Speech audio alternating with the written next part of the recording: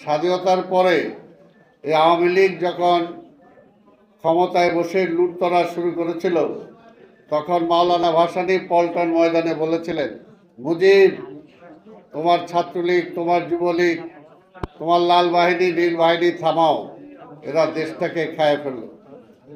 তখন আবার সেই মুজিবের সহচররা বলেছিলেন, এত কষ্ট করছি, এত বছর জেল জুলুম ভুলিয়া কিছুই তো খাইতে পাই নাই, কষ্টে ছিল, এখন নয় কিছু খাইলই।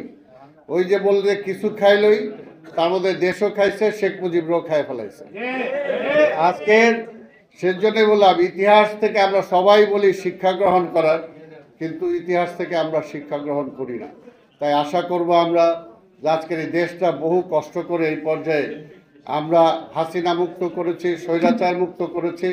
আগামীতে গণতন্ত্রটাকে যে প্রাতিষ্ঠানিক যাতে রূপ দিতে পারি এবং জনগণের যে চাহিদা, যে কারণে একদিন আমরা হাতে অস্ত্র নিয়ে যুদ্ধ করেছিলাম ভোটের অধিকারের জন্য, মানুষের মৌলিক অধিকারের জন্য, আজকের এই চলমান এই আন্দোলন এখনও শেষ হয় নাই।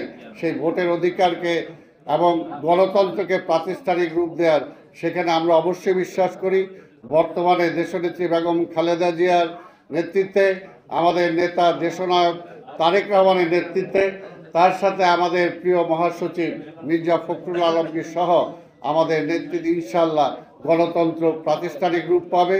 এই দেশের মানুষের চাওয়া পাওয়া এবং স্বাধীনতার সপ্রসাদ আমরা এই দেশের মানুষকে দিতে পারবো, এই আশা পোষণ করেই